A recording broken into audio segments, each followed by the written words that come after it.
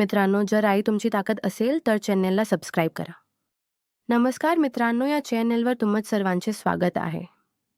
कथेला जास्तीत जास्त लाईक करा, शेअर करा आणि चॅनलला सबस्क्राईब करा. चला तर मग कथेला सुरुवात करूया. माझे नाव राहुल, वय वर्ष 30 वाले, संपूर्ण नुकतीच शहरातल्या एका प्रायव्हेट कंपनीत IIT डिपार्टमेंटमध्ये नोकरी लागली होती. तसंच पाहायला गेलं तर आयुष्य अगदी ट्रेनवर आलम होतं, पण रोजची ती धावपळ, लोकल ट्रेनचा प्रवास, लॅपटॉप समोर 9-9 तास बसून काम करणं आणि बॉसची कटक, या सगळ्यामुळे मनाला कुठेतरी प्रचंड थकवा आला होता. विकेंडला काय करावं हे सुचत नव्हतं. प्रत्येक शनिवार रविवार हा घरात पडून राहण्यात किंवा मोबाईल स्क्रॉल करण्यात निघून जायचा. मला खरंच एका शांततेची आणि काहीतरी वेगळं अनुभवायची गरज होती.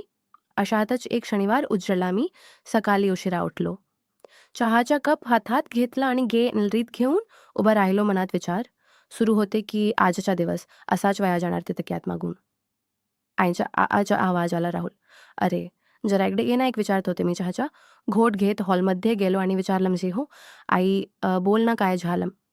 आईच्या हातात तिचा मोबाईल होता. ती हसत म्हणाली, अरे आता तुझ्या मामाचा फोन आला होता. गावावरून शेतात काहीतरी जमिनीच आणि पैशाचं मोठं काम निघालंय, तुला जाम लागणार आहे त्यामुळे मामा आणि मामी दोघेही 2 दिवसांसाठी बाहेरगावी जात आहेत. आज रात्री ते तिथेच थांबणार आहेत. बरं, मग मी विचारलं. मला अजून समजलं नव्हतं की आई मला हे का सांगते. आईने माझ्याजवळ येत म्हटलं, अरे अडचण अशी झाली आहे की त्यांची मुलगी स्वाती घरी एकटीच आहे. गावची परिस्थिती तुला माहिती. अपरात्री मुलगी घरात एकटी राहिलेली. मामांना योग्य वाटत नाहीये. शेजारी पाजरी चांगले आहेत, पण तरीही घरात हक्काचा माणूस असलेला बरा. मामा विचारत होते राहुलला विकेंडला सुट्टी असेल तर 2 दिवसासाठी पाठवून देशील का. स्वातीलाही सोबत होईल आणि मामांचीही काळजी राहणार नाही. आईचे हे बोलणे ऐकले आणि माझ्या काळजाचा ठोका चुकला. हातातला चहाचा काप जणू काही सेकंदासाठी तिथेच गोठवला. स्वाती, माझी मामी, आम्ही भाई. मामाची एक गुलती एक मुलगी. आम्ही लहानपणी उन्हाळ्याच्या सुट्ट्यामध्ये तासनतास एकत्र खेळायचो. विहिरीवर पोहायला जाणं, आंब्याच्या बागेत लपाछपी खेळणं, एकमेकांशी भांडणं. कितीतरी आठवणी मनात दाटून आल्या, पण जशी आम्ही मोठे झालो तसा आमचा संपर्क कमी झाला. मी शहरात शिकायला गेलो आणि ती गावातच कॉलेज करू लागली. गेल्या 2-3 वर्षात आमची साधी समोरासमोर भेटही झाली नव्हती, पण सोशल मीडियावर मी तिचे फोटो पाहतो. स्वाती आता लहान राहिली नव्हती. ती प्रचंड सुंदर, साधी आणि एका नजरेत कोणालाही वेल लावेल अशी दिसत होती. कॉलेजच्या दिवसापासूनच माझ्या मनात तिच्याबद्दल एक वेगळा कोपरा होता. एक सुप्त आकर्षण होतं जे मी कधीच कोणाजवळ बोलून दाखवलं नव्हतं. अचानक त्या स्वाती सोबत 2 दिवस एकाच घरात राहण्याची संधी मिळणार होती, तेही मामा मामी घरी नसताना. माझ्या मनात आनंदाच्या उकळल्या फुटू लागल्या. काय रे, कुठे हरवलास? जमणार आहे का जायला, की ऑफिसच काही काम आहे? आईने माझ्या खांद्याला हलवत विचारलं. मी स्वतःला सावरलो. चेहऱ्यावरचा आनंद लपवण्याचा प्रयत्न केला आणि अगदी साध्या सुरात म्हणलं, हो आई, चालेल की. तसाही मला शनिवार रविवार सुट्टीच आहे. घरात बसून बोर होण्यापेक्षा गावाला जाऊन येतो. हवा पालट होईल आणि मामाचं कामही होईल. हो तेच तर म्हटलं, जा लगेच आवरून घे आणि नेक दुपारपर्यंत पोहोचशील.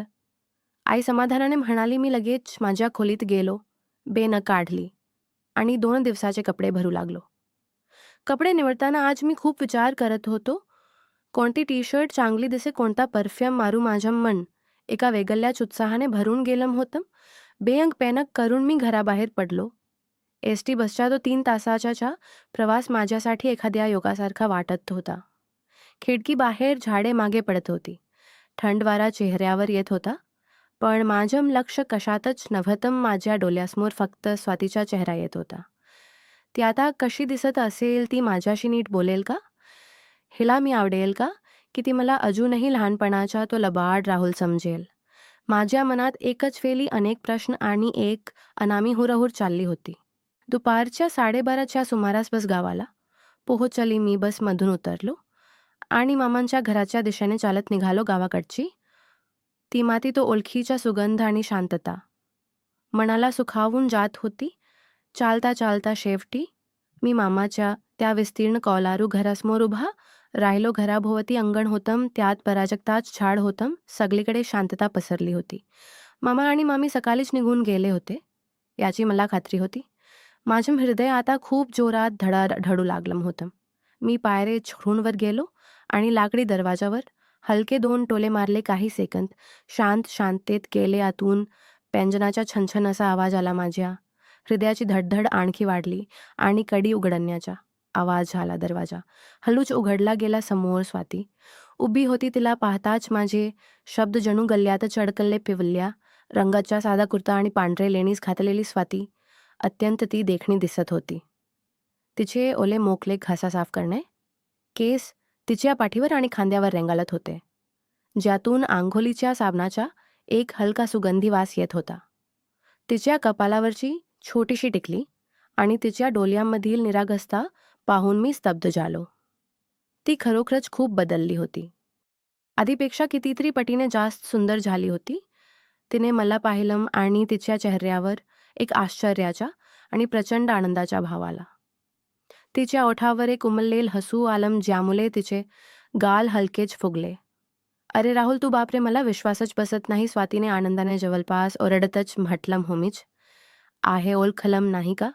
मी हसत म्हणलो. माझा आवाज थोडा अडखळत होता. असम कसम ओळखणार नाही, पण आई बाबा तर म्हणाले होते की तू खूप बिझी असतोस, कदाचित तुला यायला जमणार नाही. मला तर वाटलं होतं की आजची रात्र मला एका टीलाला काढावी लागणार.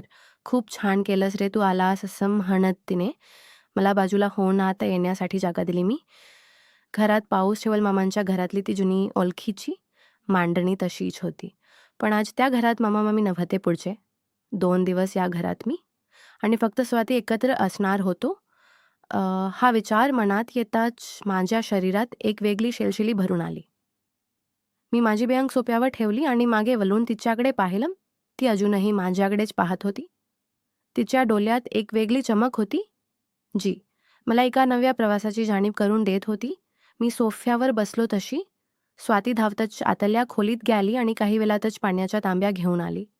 तिच्या हातातील पाण्याच्या तांब्या घेताना आमची बोट एकमेकांना हलकीशी स्पर्श झाली.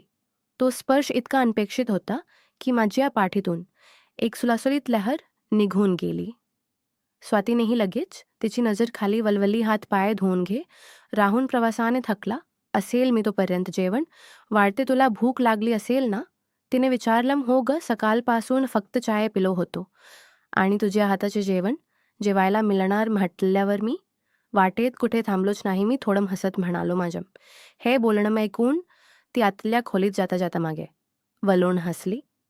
तिचं ते हसणं काळजात थेट खर करून गेलं. मी बाथरूममध्ये जाऊन फ्रेश झालो आणि जेव्हा बाहेर आलो तेव्हा घरातून वरण भाताच्या आणि गरम चपात्याचा खमंग सुवास सुटला होता.